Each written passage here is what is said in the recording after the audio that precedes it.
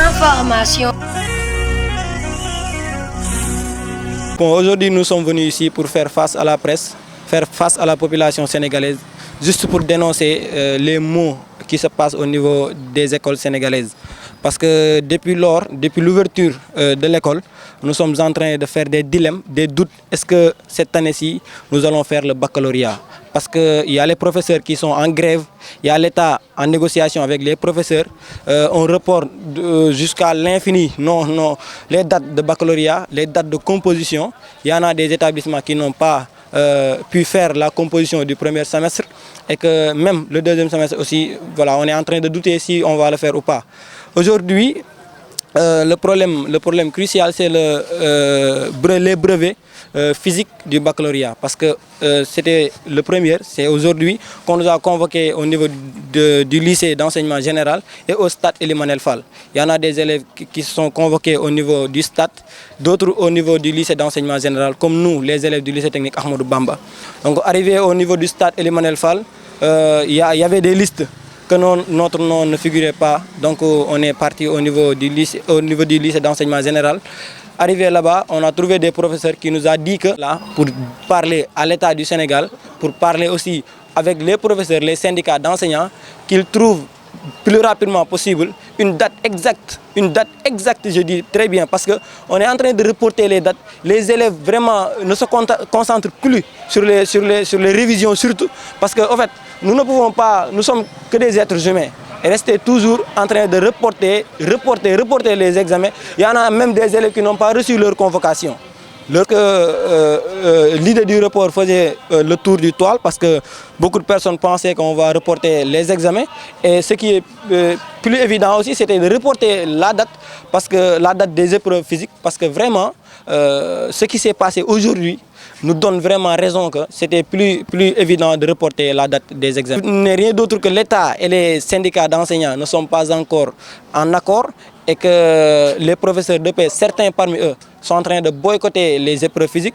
D'autres sont au niveau du stade Elimanel Fall pour examiner les élèves. Et nous, en tant qu'élèves un peu marginalisés, nous ne pouvons pas accepter que les autres fassent leurs épreuves physiques et nous sommes restés comme ça, sans rien faire. Je ne sais pas parce que je n'ai pas encore reçu les informations au niveau national, parce que le collectif national, vraiment, je n'ai pas encore reçu la lettre ou bien le message du président national.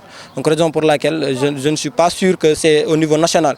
Mais quand même, au niveau départemental, les épreuves physiques vraiment sont boycottées par les professeurs de PS. Ce que nous faisons, ce n'est rien d'autre qu'alerter, parler avec l'État du Sénégal, parler avec les syndicats d'enseignants pour qu'ils puissent vraiment revenir à la raison pour vraiment sauver cette année. Parce que vraiment, cette année, vraiment, il y a beaucoup de perturbations. Cette année est très perturbée. Et cette perturbation aussi va au-delà de cette année, mais dans l'esprit des élèves. Vraiment, nous ne pouvons pas rester tranquilles avec la tête cool pour faire nos exercices, pour réviser, parce que la plupart des élèves pensent que cette année-ci, il n'y aura pas baccalauréat. Parce que report jusqu'au mois de juin. Et nous, en série technique, notre baccalauréat est fixé le 27 juin. L'enseignement général, c'est le 14 juillet, si je ne me trompe pas. Et toutes ces dates-là sont en train d'approcher et nous ne pouvons pas faire composition du second semestre. Moi qui vous parle, je n'ai pas fait la composition du premier semestre et il y en a d'autres qui ne vont pas faire composition du deuxième semestre. Et ça aussi, c'est anormal. Invalider l'année, c'est un peu compliqué quand même. Mais vraiment, c'est une solution parmi les solutions. C'est une solution parmi les solutions dans la mesure où les professeurs, l'État du Sénégal ne cesse vraiment de perturber les élèves. Et ça, c'est anormal. Je le dis, c'est anormal. Arrêtez cela. L'État du Sénégal, je parle avec l'État du Sénégal, je parle avec les enseignants. Les ministères qui sont en charge de l'éducation, il faut qu'ils savent qu'eux, ils étaient des élèves avant d'être ministres ou présidents. Nous serions vraiment demain des présidents ou bien des ministres. Alors ça, il faut qu'il soit réglé, vraiment. Nek adjoint communication du collectif national, aussi président du gouvernement scolaire de lycée Cheikh Mamadou Moustapha Mbacké. Li wara sun teewaay fii nii du lenn ngir wane sunu naqar ci nga xamante ne mooy situation bi nga xamante ne moo am fii actuellement ci école sénégalaise bi mu nekk situation boo xamante ne c'est vraiment déplorable à chaque fois ñu def ñu comme ay pion mën naa ni ab jeu de leader la boo xamante ni état du Sénégal da koy joué ak li nga xamante mooy syndicat d'enseignants yi ñooy joué seen leader ñun nag ñu ñooy pion yi man jàpp na ndaxte à chaque fois aspect psychologique bi dox suñu ñuy reporter date yi à chaque fois nekk loo xamante ni daf ñu métti trop ndaxte am na ñoo xamante ni defuñu seen premier semestre am ñoo xamante ni defuñu deuxième semestre tey ñu ñëw dem ba stade que on a été surpris que ni defuñu tamit li nga xamante ni defuñu li nga xamante ni tamit moom mooy épreuve physique yi mu nekk loo xamante ni dañ koy ñaawlu trop te reporté ko sax dafa nekkoon li nga xamante ni moom moo doon yoon parce que da am ñoo xamante ni jor nañu seen convocation ñi seen ko école leen jugee nanguñu leen jox seen carte d'identité scolaire ndaxte ñoom kat danoo dem grève moo tax nangu ñoo ñëw école gisoo surveillant boo xamante ni da lay jox sa convocation donc danoo demoon noonu rek stade pour présenter wu mais ñun waroon nañ xëy na peut-être duñ ko def moo tax tamit bi ñu ko defulee tamit doon na loo xam te metti nañu trop loolu la waraloon suñu teew li ñu teg suñu loxo moom ñun ñëpp xam nañ ko mooy li nga xam te ne moom moo xew ci dëkk bi fi ñu toll nii que ñoom tamit ànduñoo ak professeur ànduñoo ak état bi li nga xamante ni moom la ñu kiiwal seen ay accord état bi respecté wu ko te accord yooyu noonu tamit moom ñu leen ci nax ndaxte bu depuis début d'année la nekkoon en grève mu nekk non respect des accords ñu demati ba nga xamante ni ñëwati na ban d'accordoon ñu jàppoon ni problème bi réglé wu na jàppoon ne ñun tamit année bi dinañ demaat nekkaat normalement ba commencé nekk ci li nga xamante ne moo di ci raay bi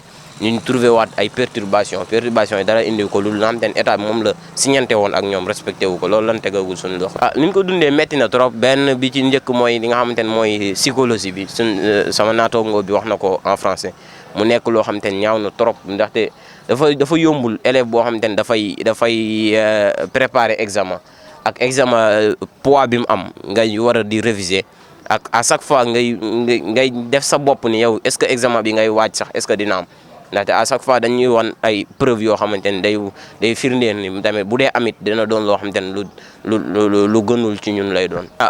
parewul ñun loolu mënuñu ci antu man en tout cas li ñu nga xamante ne moom lañu gis ci suñu ay bët jàpp naa ni nekkul loo xamante ne lu évident la woon à ce que ñu def ko. ndaxte boo xoolee situation yi nga xamante ne conditions yi doon réunir yëpp réunir wu doon pour ñu def épreuve physique mais tamit dafa waroon a prononcé pour mu nekk officiel parce que daa am ñoo xam dañuy jóge fu sori dem ba yegg noonu ñu reporté ko dem ba yegg tamit ñi dem ba yegg duñ fa gis seen tur mu nekk loo xamante ne day joué ci sunu bopp ñun ñi nga xamante ne dañuy préparé examen bi nekk ay candidat nan lan na ma def mooy ñi nga xamante ne jàpp naa ne doon nañ ko def ca première perturbation yi que tamit ñun tamit du nangu tamit à chaque fois ndaxte s'il y a problème un jour tamit ñu ñooy payer les pots cassés comme ni ñu koy waxee kon nag comme que ñun ñoo ci nekk victime ñun tamit dootuñu toogati nangu di def suñu li nga xam te moom mooy ay bras croisés ou les yeux fermés pour toog di seetaan li nga xam te à chaque fois tamit parce que un jour mën nañoo xëy na jubóo na boobaa tamit ñun tamit day métti at ci ñun moo tax ñuy ñaax li nga xam te moo di état à ce que mu wàcce gardam ñu waxtaanee ko te xam ne ñun ñëpp ay sénégalais la ñun ñëpp ay doomi réew la dafa nekk nii ëllëg ñun ñoo fay nekki parce que processus bi day démarrer parce que dañuy à partir du 1er jusqu'au 13 comme day dem ba le 13 ñu xoolaat ban rendez-vous la ñuy fixé. Information.